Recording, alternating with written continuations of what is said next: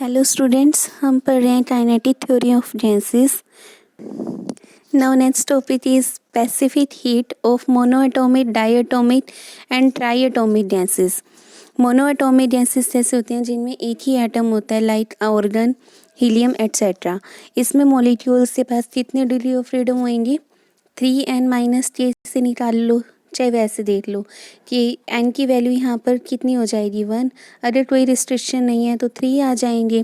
या हम डायरेक्टली भी बोल सकते हैं कि मोनोएटॉमिक गैस अगर हम स्पेस में वो मूव कर रही है तो उसके पास कितने डिग्री ऑफ फ्रीडम होंगी, कितने इंडिपेंडेंट कोऑर्डिनेट्स होंगे 3।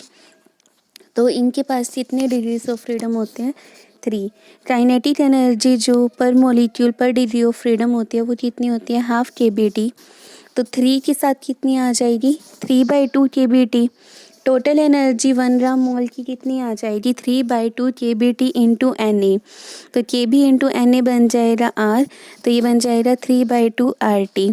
अगर du small amount of heat energy है required to raise the temperature of 1 gram mole of the gas at constant volume, तो du की वैल्यू आएगी CV/dt। ये हमने थर्मोडाइनमिक्स में फॉर्मूला पढ़ा था।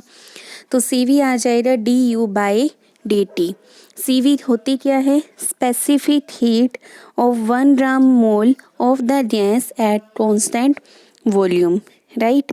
अब यहाँ पर हमने क्या करना है, CV की वैल्यू में क्या आ रहा है हमारे पास, d/dt ऑफ u की वैल्यू पुट कर दो 3/2 RT, तो ये बन जाएगा 3/2 ऑफ R।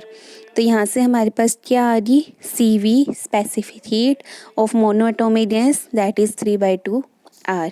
अब हमें पता है CP minus CV is equal to R होता है, तो अगर हम CP निकालें तो वो क्या आएगी, CV प्लस R, मतलब 3/2 R प्लस R, तो ये बन जाएगी 5/2 R। और गामा निकाल लो, तो गामा की वैल्यू क्या आती है, CP/CV, तो ये बन जाएगा 5/2 R अपॉन 3/2 R मीन्स 5/3, मतलब 1.67। डायएटॉमिक के केस में हमारे पास क्या हो जाएंगे, दो एटम हो जाएंगे इन अ सिंगल मॉलिक्यूल। तो इसको हम रिजिड रोटेटर की तरह मान सकते हैं, जैसे डम्बल होते हैं ना उस टाइप से, बीच में रोड, साइड पे भी एटम, यहाँ पर भी एटम। तो इसको डायएटॉमिक को हम इस टाइप से कंसिडर कर सकते हैं। अब इससे डिग्री ऑफ फ्रीडम कितनी आ रही है, रेस्ट्रिक्शन कितनी है 8। डिग्री ऑफ फ्रीडम में पुट कर दो फॉर्मूले में 3n-k, तो 3 इंटू 2 माइनस में 1, मतलब कितना आ जाएगा 5। डायएटॉमिक के डिग्री ऑफ फ्रीडम कितने आ रहे हैं 5। Now using the law of equipartition of energy, U is equal to आ जाएगा 5 इंटू ½ kBt और टोटल मॉलिक्यूल्स के लिए इंटू में Na, तो ये बन गया 5/2 RT। CV निकालो जी d/dt ऑफ U, तो ये बन जाएगा 5/2 R। देन CP के लिए हमने करना है CV प्लस R, तो ये बन जाएगा 7/2 R। और गामा क्या आ जाएगा, CP/CV mean 7/2 R upon 5/2 R, 7/5 1.4 आ जाएगा। स्पेशल केस है if the diatomic gas molecule is not a rigid rotator, बल्कि इसमें एक वाइब्रेशन मोड भी है, मतलब वो इस टाइप से वाइब्रेट कर सकते हैं एटम। जो यहाँ पर 2 एटम्स थे, बीच में रिजिड रोड थी, उसके अबाउट रोटेट भी कर सकते हैं। रोटेट कर सकते हैं तो जो वाइब्रेशन की आएगी ना, हाफ इसकी वजह से हाफ इसकी वजह से, तो kBt ऐड हो जाएगा।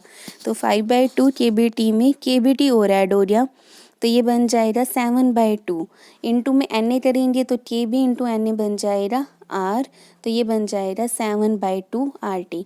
डायटोमिक में 2 केसेस हैं, एक जब रिजिड रोटेटर है तब आ रही थी 5/2 RT, और जब रिजिड रोटेटर नहीं है, वाइब्रेशन मोड भी है, तब आ रही है 7/2 RT बिकॉज kBt ऐड हो गया। CV की वैल्यू क्या आ जाएगी, d/dt of U, 7/2 RT put कर दो, 7/2 R आ जाएगी। फिर CP निकाल लोगे तो वो क्या आ जाएगा, 7/2 R प्लस R, मतलब यहाँ आ जाएगा 9/2 R। गामा की वैल्यू क्या आ जाएगी, CP/CV, मतलब 9/7। फिर ट्राई एटॉमिक की केस में क्या हो जाएंगे, इसमें भी 2 केस बनेंगे। एक तो जो 3 एटम्स हैं वो लीनियर शेप ले रहे हों, और एक जब ट्राइंगुलर शेप ले रहे हों। तो फर्स्ट है जब लीनियर ले रहे हैं तो कितनी रेस्ट्रिक्शंस हैं, एक यहाँ पर और एक इन 2 एटम्स के बीच में, मतलब 2। तो 3 इंटू में 3 माइनस 2 करोगे मतलब 7 आ जाएगा। और जब ट्रायंगुलर ले रहे हैं जो हमने नीचे वाला केस ले रखा है तो इसमें 3 रेस्ट्रिक्शंस आ जाएंगी, तो 3 इंटू 3 माइनस 3 हो जाएगा। तो यहाँ पर कितनी आएंगी 6 डिग्री ऑफ फ्रीडम आएंगी। ट्रायंगुलर में 6, लीनियर में 7। अब हमने निकालना है इसमें वही सेम CP CV गामा। तो फर्स्ट केस में निकाल रहे हैं जब हमारे पास लीनियर मॉलिक्यूल है, लीनियर में हमारे पास 7 डिग्रीज ऑफ फ्रीडम है, तो यू आ जाएगा 7 इंटू में हाफ KBT इंटू में Na, मतलब 7/2 RT। V क्या आ जाएगा du/dt, d/dt ऑफ 7/2 RT मतलब 7/2 R। CP क्या आ जाएगा 7/2 R प्लस R मतलब 9/2 R। गामा CP/CV मतलब 9/7 आ जाएगा। नॉन लीनियर के केस में कितना आएगा, यहाँ पर 6 आएंगे डिग्रीज ऑफ फ्रीडम, 6 इंटू में हाफ KBT इंटू Na, मतलब ये 3RT आ गया। CV क्या आ जाएगा 3R, CP कितना आ जाएगा CV प्लस R, मतलब ये बन जाएगा 4R। गामा की वैल्यू CP/CV 4R/3R, 4/3 1.33 आ जाएगा। क्लियर।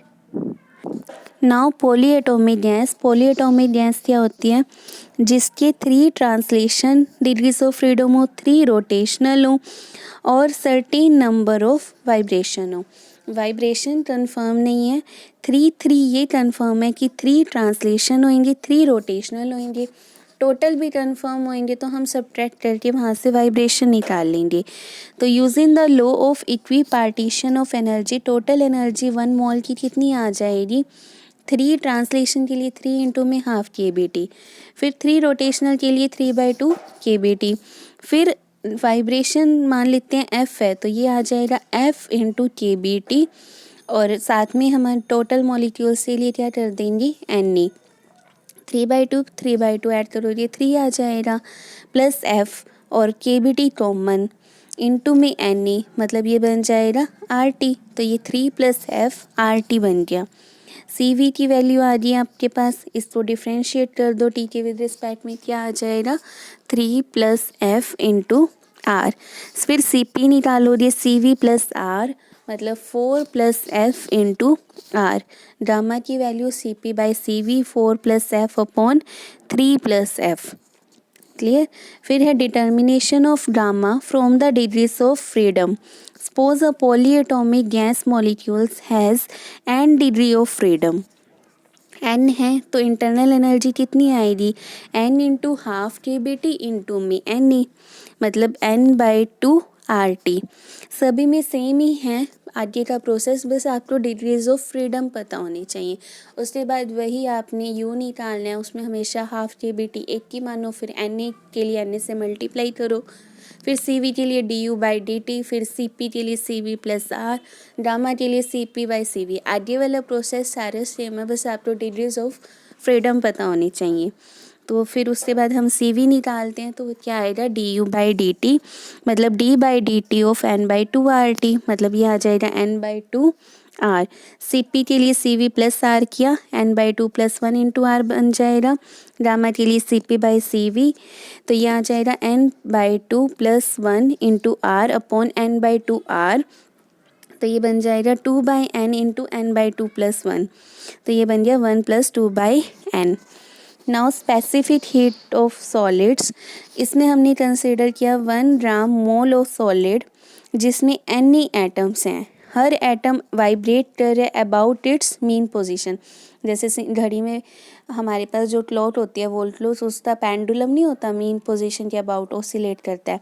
इसी टाइप से हमने माना है कि हर एटम इसकी मीन पोजीशन, ये मीन पोजीशन है, इसके अबाउट ऑसिलेट कर रहा है।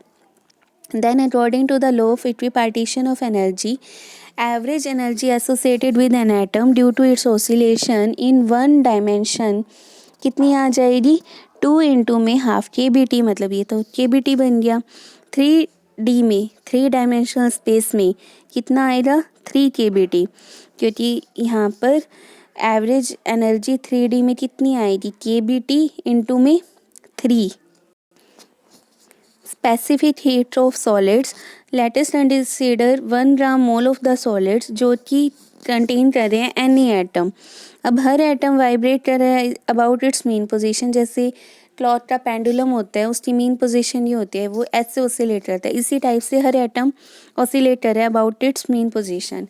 Then according to law of equipartition of energy क्या हो जाएगा, average energy associated with an atom due to its oscillation. Oscillation मतलब वाइब्रेशन। वाइब्रेशन के लिए आपको अभी बताया था कितनी आती है केबीटी। वो कैसे आती है, 2 में हाफ केबीटी। 2 क्यों लेते हैं हम, क्योंकि इसमें काइनेटिक और पोटेंशियल दोनों होती हैं। वाइब्रेशन में काइनेटिक और पोटेंशियल दोनों होती हैं, इसलिए हमने 2 लिया। और अगर हम 3D की बात करें तो 3D में कितनी आ जाएगी, 3 केबीटी। 3 केबीटी। देयरफॉर जो टोटल एनर्जी आएगी वो क्या आएगी, 3 केबीटी इंटू में एन ए, के बी इंटू में एन ए, आर बन जाएगा। 3 RT आ गई। First law of thermodynamics, solid का केस है इसलिए हम फर्स्ट लॉ ऑफ थर्मोडाइनमिक्स लगा रहे हैं।